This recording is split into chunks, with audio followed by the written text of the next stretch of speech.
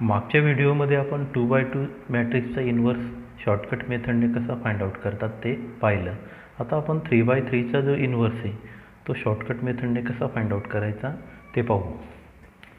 आपल्याला पहिला मॅट्रिक्स दिलेला आहे. आता त्याला सुरुवातीला आपण डिनोट करून घेऊ. Let A equal given matrix 3 2 6 1 1 2 2 2 5. याचा डिटर्मिनंट फाइंड आउट करून घेऊ. Determinant of A equal determinant of 3 2 6 1 1 2 2 2 5. 3 in a bracket 5 into 1 5 minus 2 into 2 4 minus 2 in a bracket 5 into 1 5 minus 2 into 2 4 plus 6 in a bracket 2 into 2 2 into 1 2 2 into 1 2. पुढच्या स्टेपला आपल्याला याला लिहिता येईल 3 in a bracket 1 minus 2 in a bracket 1 plus 6 in a bracket 0. म्हणजेच हा मिळेल आपल्याला 3 minus 2 plus 0 म्हणजेच 1 म्हणजे नॉट इक्वल 0. हा नॉन सिंग्युलर मॅट्रिक्स मिळाला म्हणजेच A इन्व्हर्स एक्झिस्ट. आता इन्व्हर्स एक्झिस्ट झाला. इन्व्हर्स एक्झिस्ट झाल्यानंतर आपण मॅट्रिक्स फाइंड आउट करू. सॉरी इन्व्हर्स फाइंड आउट करू. इन्व्हर्स फाइंड आउट करण्याचा फॉर्म्युला आहे A inverse equal 1/mod A into adjoint of A. आता आपल्याला जो गिव्हन मॅट्रिक्स दिलेला आहे याचा आपल्याला ॲडजॉईंट फाइंड आउट करायचा आहे. ॲडजॉईंट फाइंड आउट करण्यासाठी आपण शॉर्टकट मेथडचा यूज करणार आहे. त्याच्यासाठी अगोदर हे जे एलिमेंट्स आहेत ते लिहून टाकू. 3 2 6 1 1 2 नंतर 2 2 5. आता याच्यानंतर हा जो रो 1 आणि रो 2 आहे हा आपण परत लिहून घेऊ बेसला. 3 2 6 1 1 2. काय केलं आपण हा जो मॅट्रिक्सचे एलिमेंट्स होते हे लिहून टाकले. 3 2 6 1 1 2 2 2 5. नंतर हा जो रो 1 आणि रो 2 आहे हा आपण बेसला लिहून टाकला. आता याच्यानंतर हा जो कॉलम 1 आहे कॉलम 1 आणि कॉलम 2 हा आपण परत इकडे रिपीट करून घेऊ. 3 1 2 3 1 नंतर 2 1 2 2 1. पहा हे लिहून झाल्यावर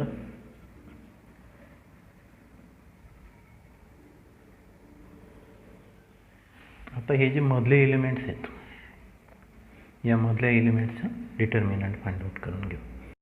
म्हणजे पुढची स्टेप होईल अगोदर आपण याचं डिटर्मिनंट फाइंड आउट करू. बघा आता नेक्स्ट स्टेप होईल इक्वल याचा डिटर्मिनंट फाइंड आउट करायचा आहे. 5 into 1 5 minus 2 into 2 4 म्हणजे 5 minus 4 1. नंतर याचा डिटर्मिनंट फाइंड आउट करू. 2 into 2 4 minus 5 म्हणजे minus 1. नंतर याचं डिटर्मिनंट फाइंड आउट करू. 2 into 1 2 minus 2 into 1 2 म्हणजे 0. आता पुढे आपण याचा डिटर्मिनंट फाइंड आउट करू. 6 into 2 12 minus 2 into 5 10 म्हणजे 12 minus 10 2. नंतर याचा डिटर्मिनंट फाइंड आउट करू. 5 into 3 15 minus 6 into 2 12 म्हणजे 15 minus 12 3. नंतर याचा डिटर्मिनंट फाइंड आउट करू. 2 into 2 4 minus 6 म्हणजे minus 2. आता याचा डिटर्मिनंट फाइंड आउट करू. 2 into 2 4 minus 6 minus 2. नंतर 6 into 1 6 minus 6 0. नंतर हा शेवटचा डिटर्मिनंट आहे. 3 into 1 3 minus 1 into 2 2 म्हणजे 1. हा मिळाला आपल्याला मॅट्रिक्स. आता आपल्याला ॲडजॉईंट लिहिताना या मॅट्रिक्सचा ट्रान्सपोज घ्यायचा आहे. या मॅट्रिक्सचा जर आपण ट्रान्सपोज घेतला तर तो आपल्याला ॲडजॉईंट ऑफ A मिळेल. आता ट्रान्सपोज घेताना याचे रो जे आहेत ते याचे कॉलम तयार करून घेऊ.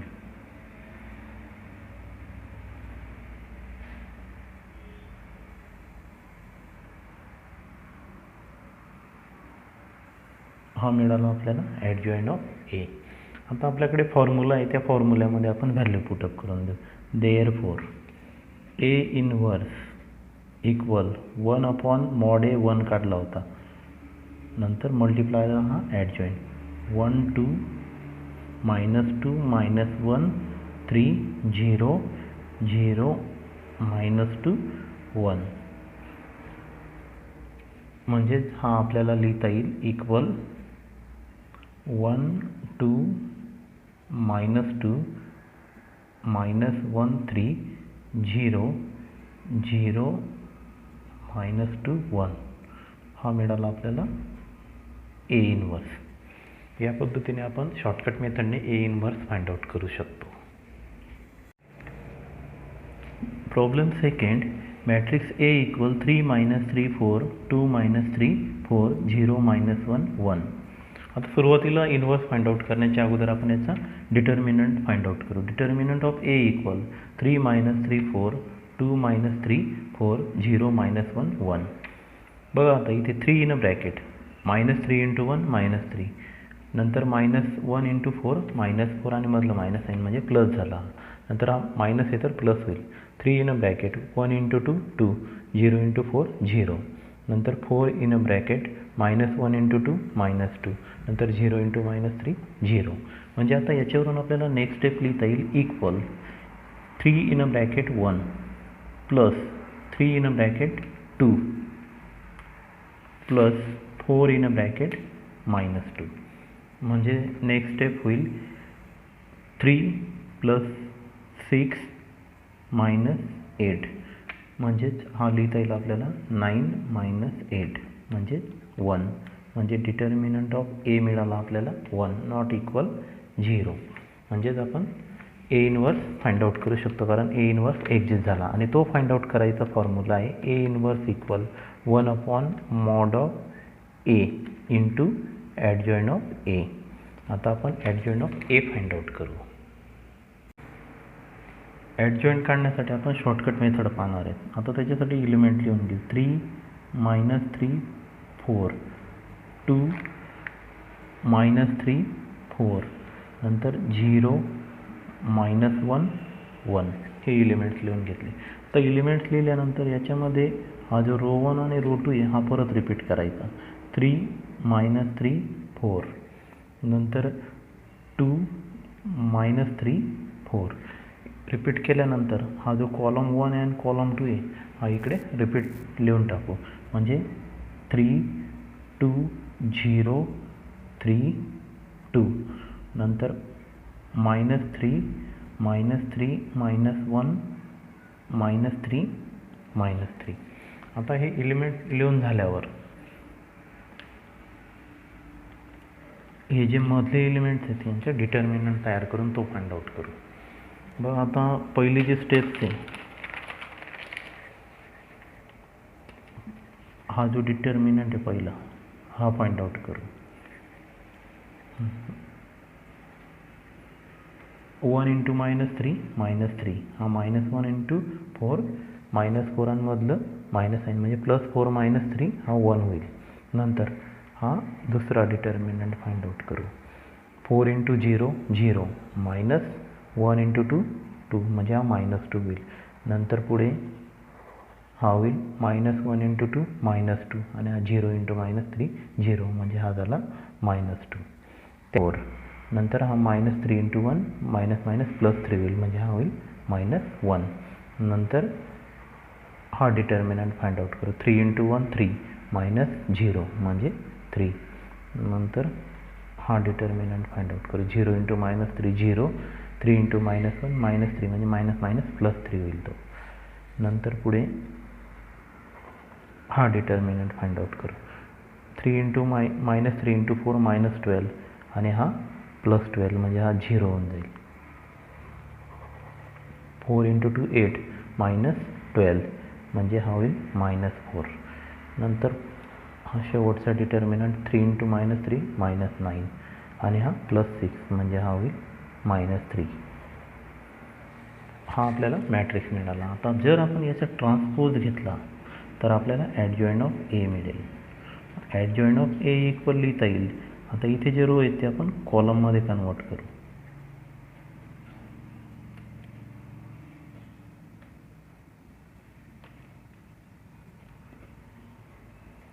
हा मिळाला आपल्याला ॲडजॉइंट ऑफ ए. पुढच्या स्टेपला आपण ए इनवर्सच्या फॉर्म्युल्यामध्ये त्या व्हॅल्यू पुटअप करू. 1/mod a ची व्हॅल्यू 1, नंतर ॲडजॉइंट ऑफ ए ची व्हॅल्यू ठेवली म्हणजे आपल्याला ए इनवर्स मिळाला. 1 - 1 0 -2 3 -4 -2 3 -3. या वेळेने आपण ए इनवर्स फाइंड आउट केला. Problem third. मॅट्रिक्स ए इक्वल 1 0 0 3 3 0 5 2 -1. आता याचं डिटर्मिनंट फाइंड आउट करू.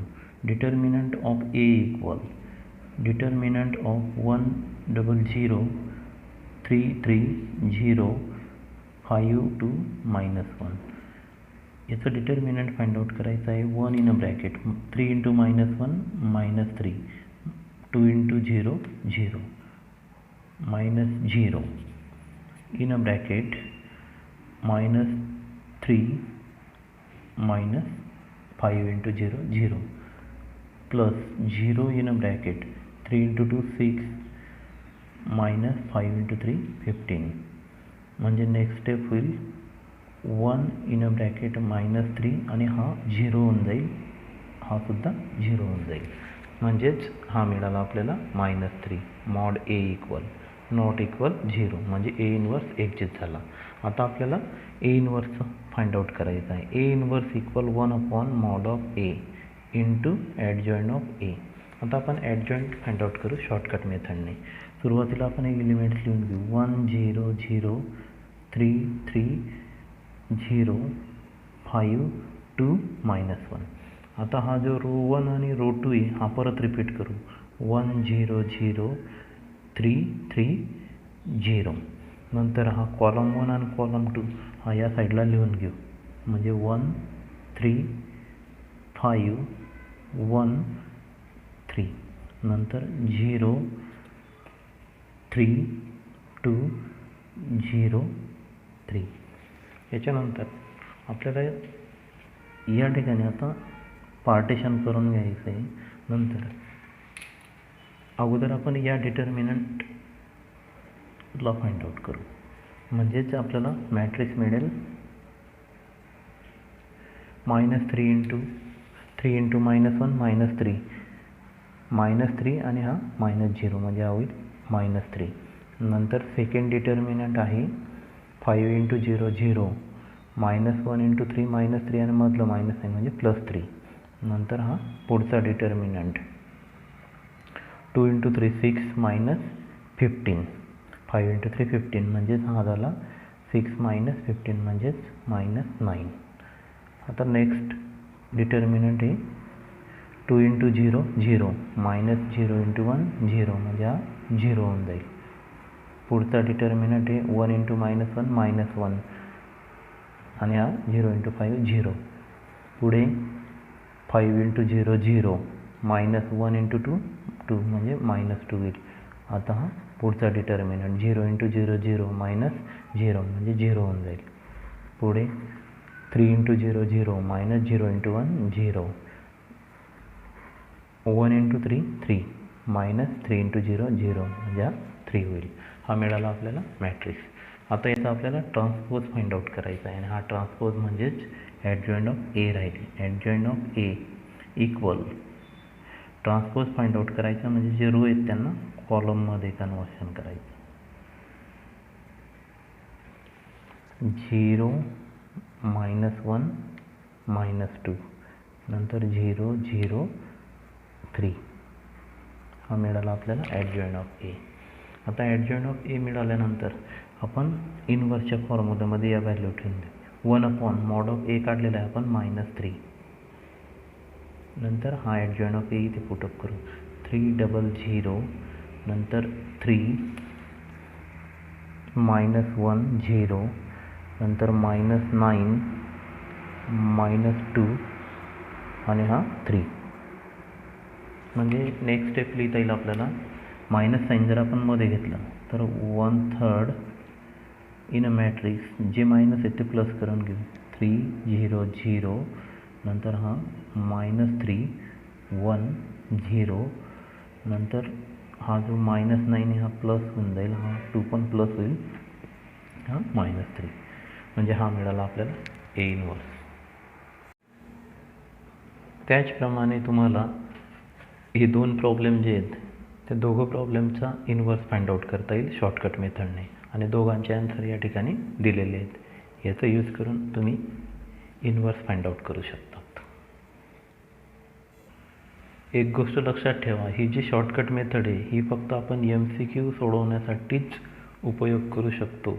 रेग्युलर थेरोटिकल पेपरमध्ये या मेथडचा उपयोग होणार नाहीत, मार्क मिळणार नाहीत. ही शॉर्टकट मेथड फक्त आपण MCQ साठीच उपयोग करू शकतो, जेणेकरून आपला वेळ वाचायला पाहिजे.